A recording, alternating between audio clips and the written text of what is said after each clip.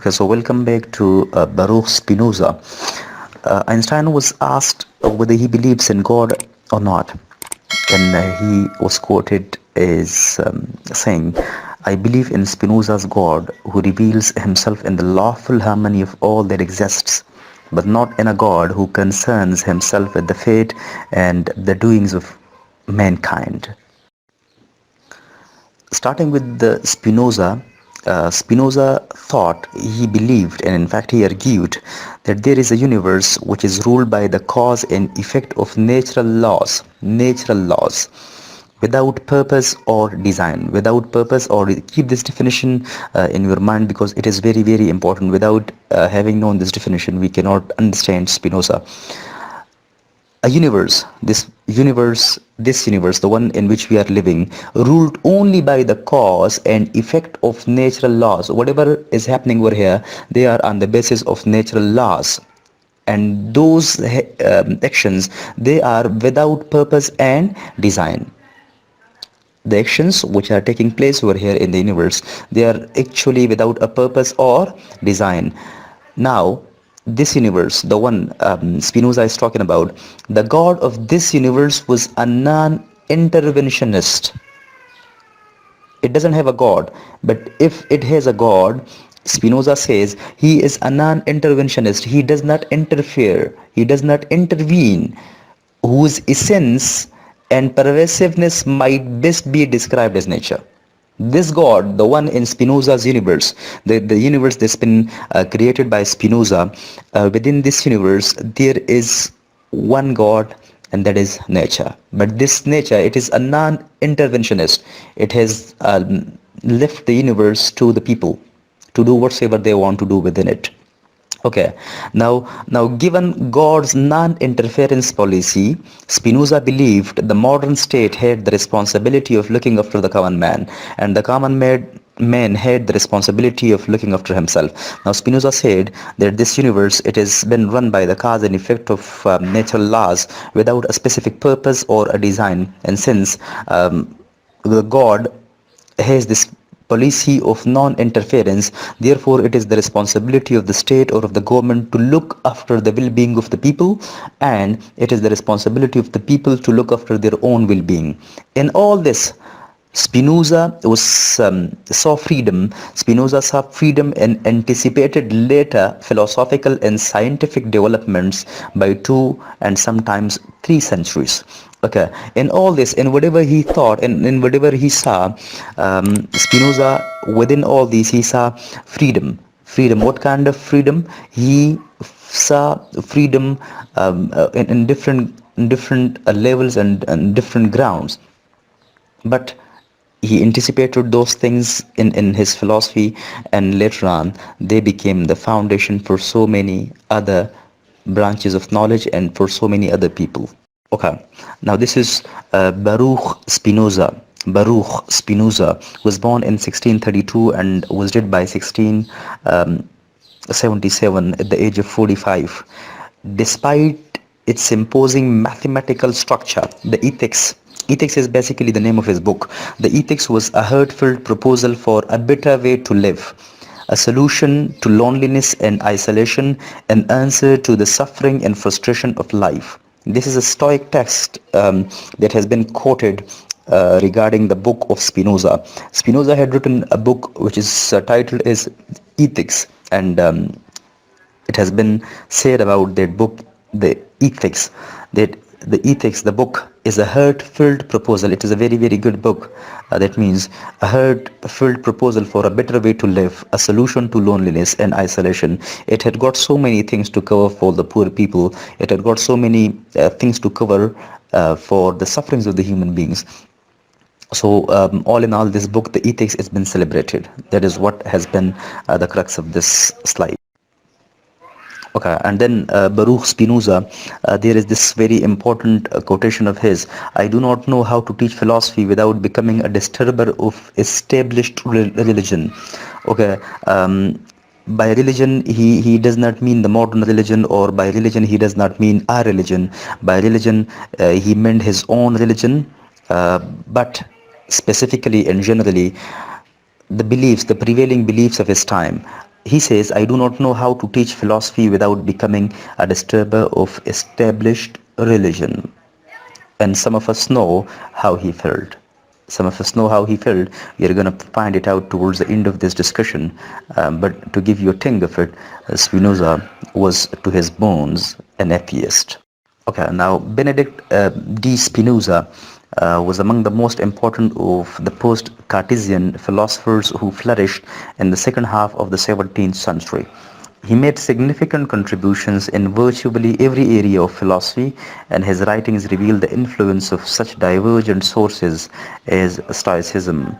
Now, what is Stoicism, and then what is Jewish rationalism, and Machiavelli, and Hobbes, and Descartes, and a variety of heterodox religious thinkers of his day. Stoicism is a branch in philosophy where it's all about endeavorance, to endeavor all the pains and sufferings without exposing them to the world. This is basically a period in philosophy.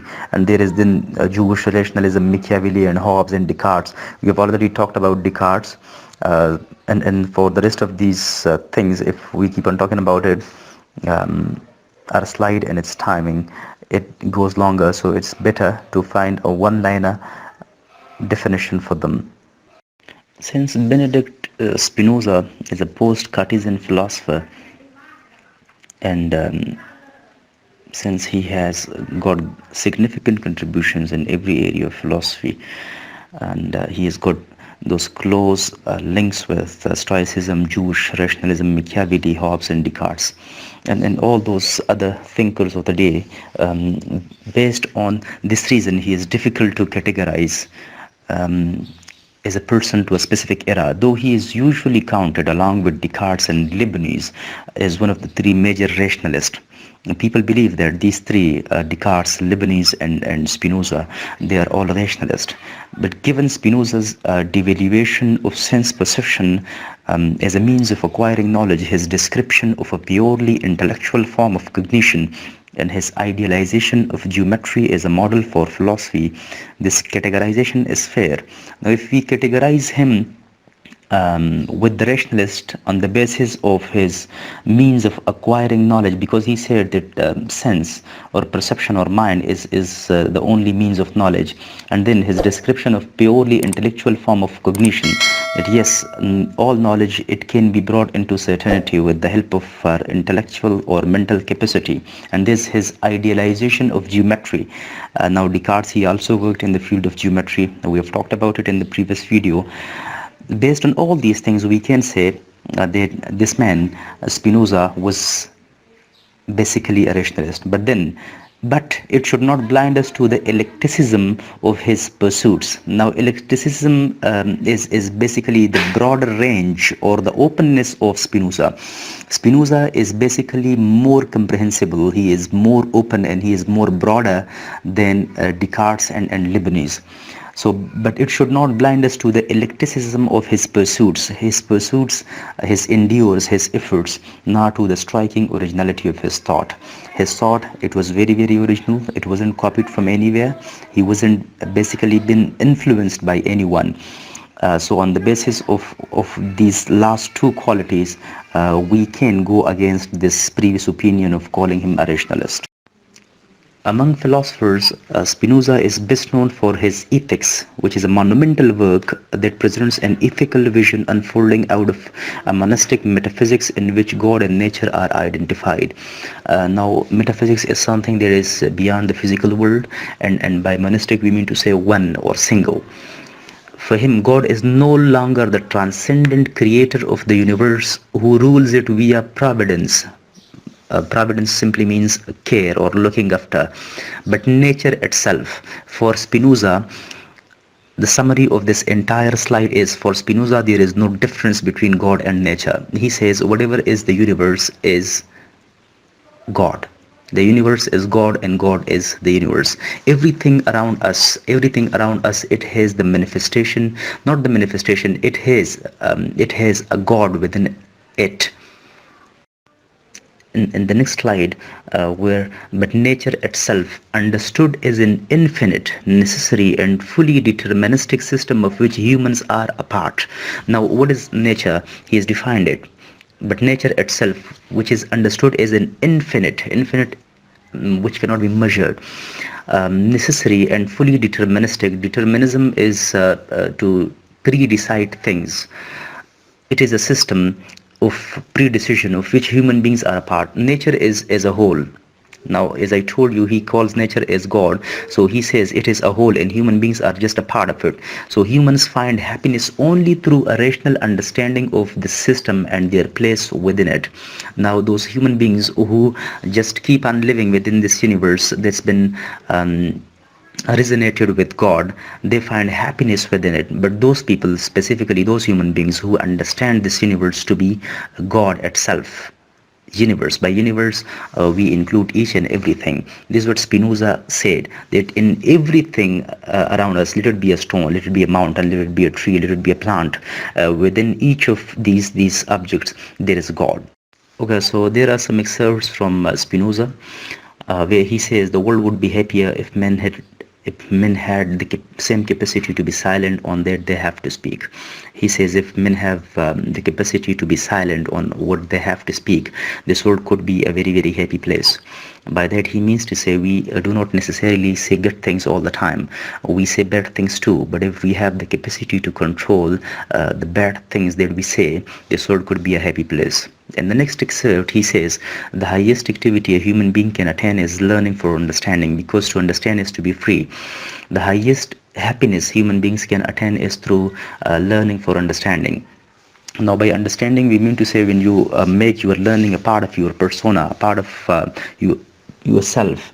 This is what we call learning for understanding. And for Spinoza, this is the only way or the only source for becoming free. Because he says to understand is to be free. When we learn to understand, to make it a part of ourselves, to internalize it, we become free. Okay, and then he says, I have made a ceaseless effort. Ceaseless means unstoppable effort, not to ridicule, not to make fun, not to bewail, not to show resentment, or not to be saying bad things, not to scorn human beings, not to show hatred towards human actions, but to understand them, but to understand human beings. This is his concept of humanity too. He says, I have started loving human beings despite all their weaknesses and shortcomings. For the radical thinkers of the Enlightenment, now Enlightenment is basically an era in philosophy that followed the rationalists. The radical thinkers, the extremistic kind of thinkers, or one-dimensional thinkers of the Enlightenment era. This man, Spinoza, was the first man to have lived and died as a true atheist. Enlightenment philosophers and writers, they believed that this man, Spinoza, he lived and died as a true atheist. A true atheist. For others, including Samuel Taylor Coleridge, who was basically a romantic poet, he provides perhaps the most profound conception of God. The most profound means the most interesting conception of God. We have talked about his concept of God to be something of a resonance with nature, to be found in Western philosophy. So for Taylor Coleridge, for Samuel Taylor Coleridge, his concept of God, which is in resemblance with nature, this was very interesting.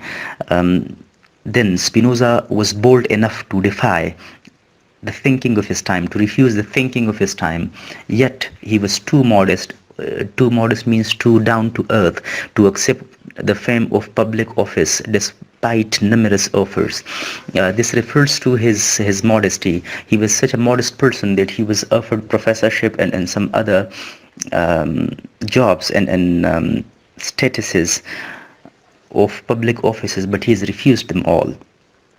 Now, Spinoza can claim influence on both the Enlightenment thinkers of the 18th century and great minds of the 19th century, notably Hegel, and his ideas were so radical. Spinoza's ideas were so radical, they were so one-dimensional that they could only be fully published after his death. While he was living, his ideas could not be published because there was a threat to his existence, because people, they would have killed him for his ideas. That is why once he was dead, his ideas were published. So over here, but what are the ideas that caused such controversy in Spinoza's lifetime? How did they influence the generations after? And can Spinoza really be seen as the first philosopher of the rational enlightenment in our time? Now, this is a question that's been asked, that whether enlightenment has it come from Spinoza's ideas and concepts? We have to talk about it. Now, Spinoza's thoughts and concepts on determinism. Now, determinism and fatalism, then acceptance and bliss and pantheism. Now, what is determinism? Determinism is basically the belief that all things, they are predetermined by an external force. Whatever comes to us, whatever happens to us, they happen for a reason, and that reason is not decided or determined by the human beings. In fact, they are predetermined. They are determined and decided before they take place. And then fatalism, this is a belief or a concept where we believe that everything that happens to us is basically because of the fate. And then acceptance is referring to the philosophical idea of whatever happens to us, to accept them, that yes, they had to happen. This is what we call acceptance. And then bliss. By bliss we mean to say happiness. And pantheism, by pantheism we simply mean to say to see God in every object around us. So over here, pantheism, it's been discussed. In pantheism we say that God and the universe are one and the same thing. There is no difference between God and universe. Universe is God and God is universe. A universal substance, infinitely modified, which has been evolving. This is a technical solution. Infinitely modified simply means which has been evolving or developing or progressing. This is a technical solution to the mind-body problem. There is a distinction between mind and body for Spinoza, but this is a technical solution. When you say that mind and body, they are the same thing. Mind over here, it refers to God. Body is the universe. Both of them, they are the same in pantheism. Pantheism is basically a concept where we see God in each and every object around us. But is its message of reconciliation between persons, nature and God? Our sense of distance from God is mistaken, but is its message of reconciliation between persons, nature and God? Our sense of distance from God is mistaken. Spinoza believed that our sense of distance from God is mistaken. Most of us, we believe, and in his time people believed that God is a far distant entity. Now, is this distance worth the price of determinism or fatalism? Now, if there is distance, can we say that determinism or fatalism has been caused by God? It is a question that has to be answered. Now, after this, in the next excerpt, he says, whatever happens to us happens for a reason. Now, this is basically the definition of determinism and fatalism. Whatever happens to us happens for a reason. Imagine if somebody meets an accident, we simply say it had to happen. We have to accept it. So when we say it had to happen, it is fatalism or determinism. And when we say we have to accept it because it has come from a greater external force or maybe from God, this is what we call acceptance. Okay, so whatever happens to us for a reason and by necessity, it is pointless to want that which we are not determined to have. Now, if I want something that I do not mean to have, it is pointless. For Spinoza, he says to want something which is not meant for you, it is pointless. Much of what we want, union with other people, oneness with God, we already have that. Now, Spinoza says that we should find out bliss. By bliss, he is referring to happiness. He says, be contented and be satisfied in whatever you have, because you have already been bestowed with people and oneness with people and God.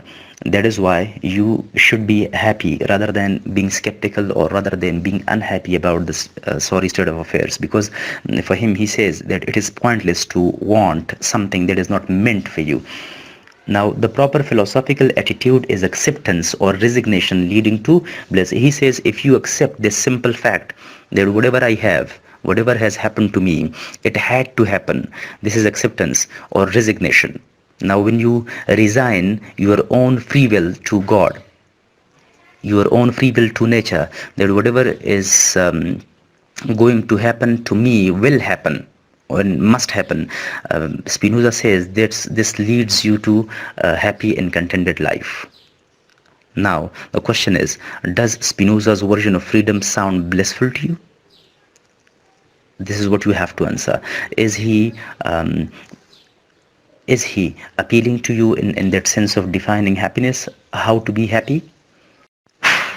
Now over here, we are talking about a contemporary of Baruch Spinoza, who was having sharp and contrasting ideas and concepts to that of Spinoza. Now, Baruch Spinoza was the brilliant outcast heretic who broke open the doors to modern thought. He brought this modernism, he brought this revolution in thoughts and ideas, with his assertion, with his thought, with his argument that God is essentially nature. He said that nature is God and God is nature, no more and no less. This was very, very clear on part of Spinoza. For him, there was no difference between nature and God. So his great philosophical adversary was the glittering Gottfried Wilhelm Lebanese, defender of the old transcendent God. Now, this man, Lebanese, was basically of the same age. He belonged to the same era as that of Spinoza, but he had contrasting ideas regarding God with Spinoza. Lebanese believed that the old transcendent God, the one in which people believed before Spinoza, that God is the perfect one. And Spinoza, on the other hand, said that there is no concept of God as the one, the transcendental one, or the old one, or the traditional one. For him, God was nature and nature was God. Both of these people, they met, they fought, and the fight goes on today in the dance of humanism and faith. And even today, this fight of Spinoza and Lebanese, that is going on and on. Both of them, they've given certain links to humanism and faith even in today's world. Now over here in Spinoza's time, the question that gripped hidebound thinkers. Hidebound thinkers means biased thinkers, partial, leery, who were very, very cautious of flouting popular opinions. Flouting means defying popular opinions or alienating wealthy patrons. Wealthy patrons mean wealthy people. Was this? There were those thinkers who were totally against Spinoza. Why? Because on the basis of this religious fair, they would extract money from the wealthy people. And since Spinoza was a kind of a person who has come up with his own thoughts and ideas, and if people they had followed him, these hidebound thinkers, specifically religious thinkers, they wouldn't have the leverage of taking money or wealth from those patrons. So they would say, if you believed in Spinoza's God, were you not in actuality an atheist? They would simply ask this question: if you believe in Spinoza's God, you become an atheist, and since you become an atheist, this offense by that time was punishable by exile, and by exile we mean to say that those people, they would be forced to leave that country and to move to somewhere else. Okay, then there was another punishment of imprisonment, life imprisonment or death. So those people who had the guts or who wanted to follow Spinoza's God, they would be given these kind of punishments, either exile, imprisonment, or death. Now Lebanese, who was the contemporary of Spinoza and was probably the greatest enemy, we can say, or the adversary of Spinoza, he thought so, and many others agreed. Lebanese, he was basically with those religious thinkers or hidebound thinkers of his own time. He made a group, and collectively all of them, they stood against Spinoza. Like the bishop who denounced Spinoza as that insane and evil man who deserves to be covered with chains and whipped with a rod, and the Jewish community of Amsterdam, which excommunicated him. Now, Lebanese and with him those hidebound thinkers of his own time, all of them, they collectively stood against Spinoza, and then they made this one bishop say these words, which are in quotation. That bishop, he denounced Spinoza. By denouncing, he defied and refused.